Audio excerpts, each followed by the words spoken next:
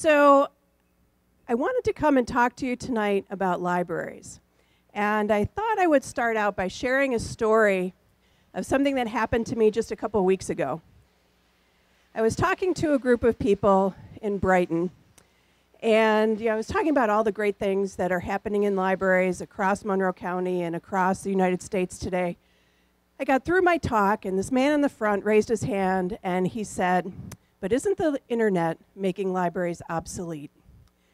And I'll be honest, I had a little bit of trouble not doing a heavy sigh and rolling my eyes a little bit, because it's become inevitable to me to hear that question no matter where I go to talk, especially when I'm talking to people who are not necessarily library users.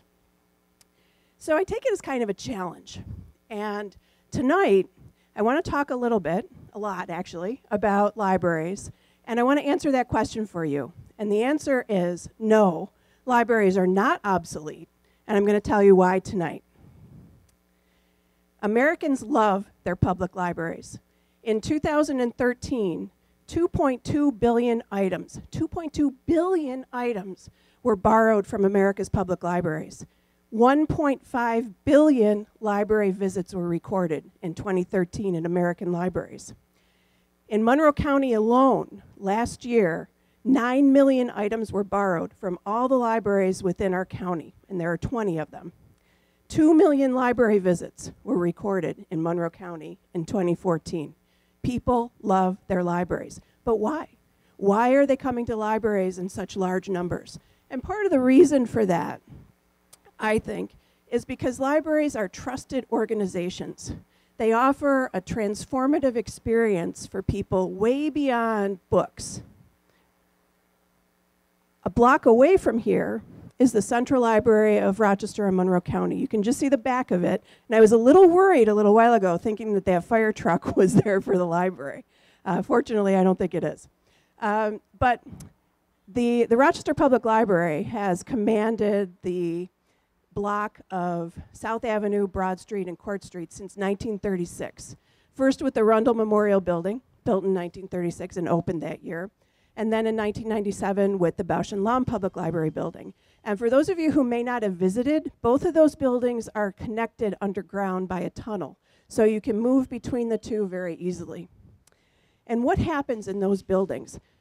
And every year, for the last maybe 5 or 6 years, we're seeing anywhere from 650 to 700,000 people visit the library, the Central Library, every single year. That's a lot of people, and I will tell you that that is more than the people who attend events at the Blue Cross Arena, Frontier Field, and Salem Stadium combined. That's a lot of people coming downtown, and they're coming for the library. Some people look at those buildings and they think, libraries, warehouses for books, right? Who reads books anymore? I read books. Who reads books here? Saw a lot of people over here picking up some books tonight and looking through what's available. So when we talk about a book today, may not necessarily be the same thing that you would have talked about 20 years ago. It can be the physical book, right? A lot of people still read physical books. I do. I'm sure all of you do as well. But I also read digital. So that's been a big change for libraries in the last decade and a half or so. Now, I'm going to tell you something that you may not be aware of. If you read digital books, if you read ebooks, if you listen to digital audiobooks, if you read magazines online, you can borrow all of those things from the Monroe County Library System for free if you have a Monroe County Library System card. And if you don't have a card, you can get one here tonight right over here.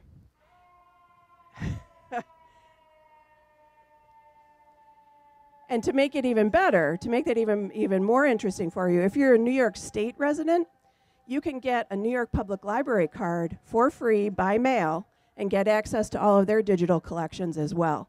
So libraries are starting to blend the new and the old with all sorts of different things. I'm going to tell you about some of those things right now. So in October 2014, at the Central Library, we opened the Reynolds Media Center on the first floor of the Bausch and Lomb building. And for the first time, we pulled together all of our audiovisual materials into one space. So you can now browse thousands upon thousands of music CDs, DVDs, Blu-ray discs, and recorded books.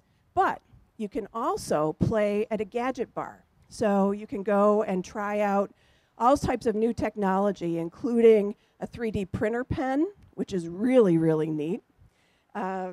Finch robots. If you want to learn about how to make a robot, you want to learn about circuitry, you can borrow these Finch robots and take them apart, put them back together, and play around with them. You can also try out a digital instant camera, which, if and if you remember the old Polaroid instant cameras, this is a digital camera that does the same thing. And as you can see in the picture up here, you can also try out Google Glass, as Maggie Brooks did when we opened the media center.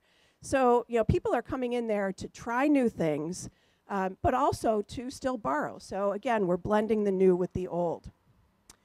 Just a few weeks ago, we opened the Walter Becker Digital History Center on the second floor of the Rundle building. And in this particular space, we have fitted it out with high-speed scanning equipment and editing software, so people can come in and start to document their own experiences. They can scan and preserve precious family documents and pictures and put those together into family histories. One of the things that we offer, because you can do that at home, right? I mean, you can buy a tabletop scanner and you can do all of that at home, but one of the things that we offer in the library that you don't get anywhere else is expert staff assistance. And what our staff is really, really good at is connecting people. So I want to tell you a story about one of those connections. The people you see up here, Martha Eads Ward and Vincent Ward. About maybe 2 years ago, one of our librarians in the local history department got a letter from Martha, who lived in Illinois, and she was looking for an obituary for her ex-husband. She had heard that he had died in around 1999, but she didn't know anything more than that.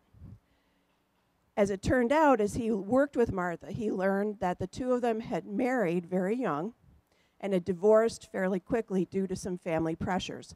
They hadn't seen each other since 1962, but as I said, she had heard that he had died and she just wanted some closure. So the librarian did a lot of research, tried to find his obituary, tried to find anything about Vincent Ward, and what he found was Vincent Ward alive and well and living in Hamlin.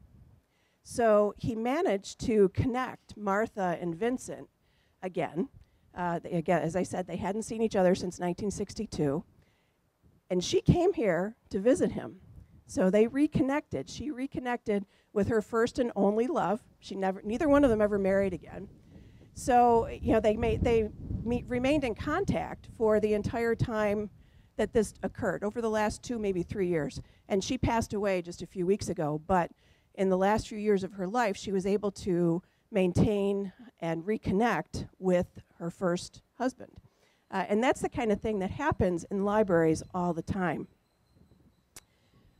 Also happening in the Central Library, and I'm going to use a couple of words that are pretty powerful here, and that's collaborate and connect. We're collaborating and connecting in many, many different areas of the community, and one of those is a remarkably transformative space that's tucked away in the lower level of the Bausch & Lomb building called Imagine You. And Imagine You is a digital learning lab specifically for teenagers right now, where teens can create experiences, create and document experiences.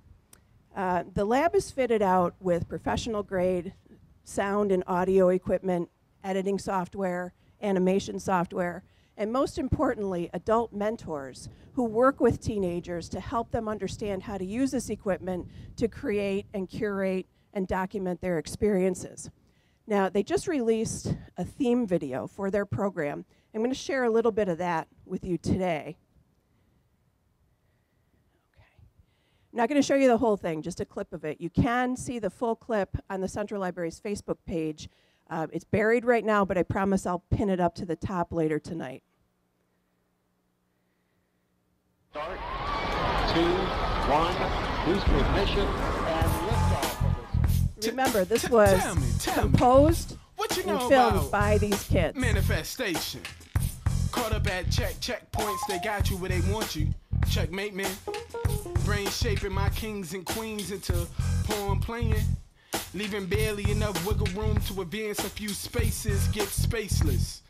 Free from geometric box basics, imagine a nation fueled by imagination, fire dragon beats, pin swords ready to slay him. Grow patience, plant seeds, grow patience. It's not about living by the book, but daring to go pageless. And we on. Ha! Kick it into overdrive. I'm defying physics, I'm not coming down. Some are down with your boy, others take a little patience, get them hating, then they start assimilating. As I said, I'm just going to give you a taste of that. If you want to see the full video, it'll be on the Central Facebook page tonight. But this is the kind of material that our kids are learning to create. We have a very small space right now, but in the next 18 to 24 months, the Imagine You Center and our Teen Center will be moving to the second floor of the Bausch and Lomb building. The Central Library is in the middle of a master space plan that will reinvent some of the spaces that we use at the Central Library and how they're used to communicate and collaborate with people. The Imagine You Center will double in size and will provide some things like a fully functioning sound recording and video recording studio, along with the same type of equipment, high-level professional-grade equipment that we have now. And best of all, it will be expanded beyond just teenagers. The equipment will be available for people of all ages to come in and create content and curate their experiences. Also during that time frame, we'll be creating a new division on the first floor of the Rundle building. The Arts and Literature division will take up that first floor of the Rundle building, but it won't be your typical first floor library that you might have come to expect. It won't be shelves and shelves of books, but much more of an interactive space. One of the things that will be available in that space is a self-publishing makerspace. So people who are interested in writing about their own experiences and publishing those will have the tools available in the library to do that. That will include software, equipment, professional advice and classes. All of that will be able to happen at the Central Library. Also within that space, the Arts Division will be developing an interactive gallery meeting type space for local art and artists to come in and work and demonstrate and share their own work. So again, we're moving away from the heavy collection-oriented focus of libraries to a much more collaborative, community-centered approach. And what's happening in Rochester is not unique.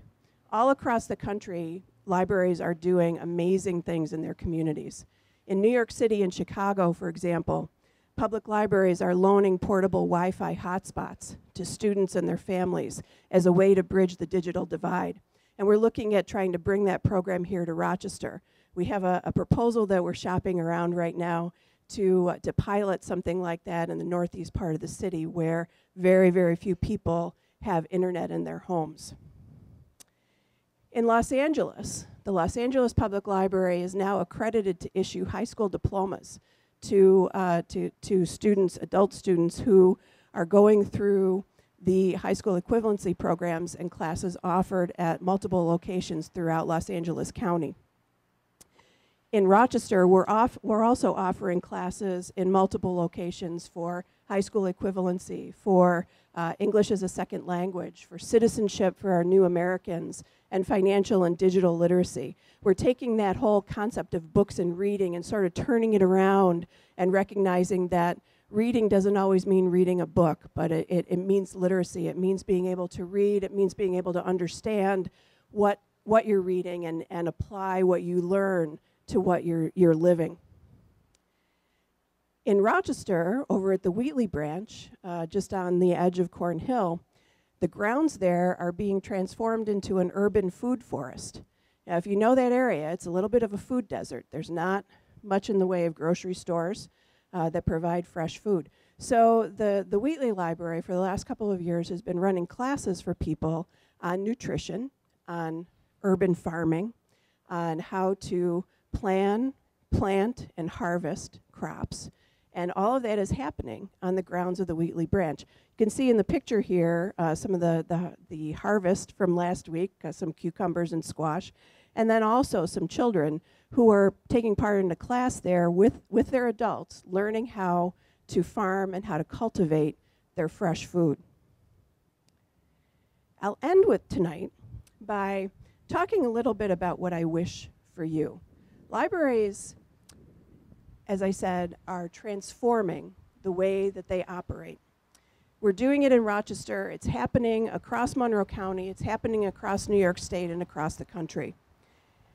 We're not necessarily throwing away what we've always done for so many years. You'll still find books in the library. You'll find electronic books. You'll find physical books. But we're doing things a little bit differently. And I'll go back to something that the young man in the Imagine You video said, where it's not about going by the book. It's about daring to go pageless. So tonight, my wish for you is that you go visit a library. You get a library card here tonight, you go visit a library, and you go pageless. Pull something random off the shelf. Read something that you wouldn't normally read. Borrow something that you wouldn't normally borrow. Volunteer to teach a class. Print something on a 3D printer. We do have one at the Sully branch if you're interested in that. Try something new. And remember, you can take the books home, but you can keep the ideas. Thank you very much.